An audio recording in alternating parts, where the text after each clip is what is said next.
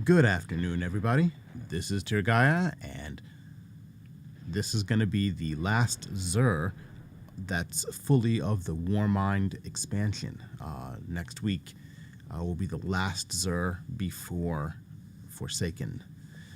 All right, let's get to it. Xur is on Titan. Since the start of Destiny 2, he's been following the Flashpoint, but that is changing with the start of Forsaken. He also appears on the map, but starting with Forsaken, apparently that's going to change. So let's just find the path to him, which I imagine is going to be a little bit more important starting in a week or two. So I'll run past all the excitement. Right now, I know as much as all of you about what his new positions will be, or if they will just be the same ones, and we'll just have to figure out what planet he's on. All right, here we are at Xur. Let's see what he's got. I bring gifts of the Nine. Gifts you sorely need. All right, weapon of the week is the Riskrunner. This is one of the exotics you could get during the original campaign. It's actually really good whenever Arc is more powerful, Arc singes on. Because it protects you from arc damage at the same time it lets you deal a lot of arc damage. The Eye of Another World for the Warlock. This is a great helmet. It's just overshadowed by better exotics, but what this does, it improves the all the regeneration speed of your grenade, melee, and rift abilities. All of your secondary speeds.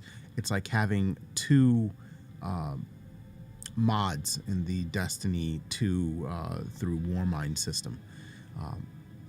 The mods are changing too. I'm not going to talk about that today, but this is going to really factor into how we evaluate exotics in a week or two. Moving on, for the Titan, we have the Mark 44 stand-asides.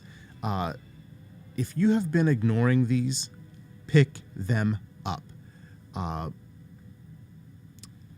Shoulder Charge is about to get a huge buff for the Titan, and that means that that having stand-asides is going to be really strong in PvP, and actually it should get a good PvE buff too, so you'll be able to shoulder charge mobs in PvE, and the stand-asides will help you with that.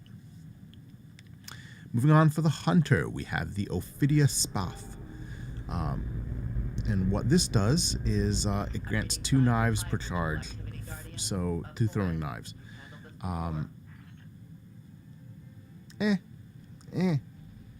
People who like knives probably use Knife Juggler on the Gunslinger, and that's pretty much that. All right. That's it for the new gear. Here's my information.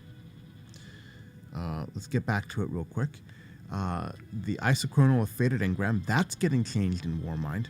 Right now, it'll give you an exotic to complete your collection, no matter where that exotic is sourced from.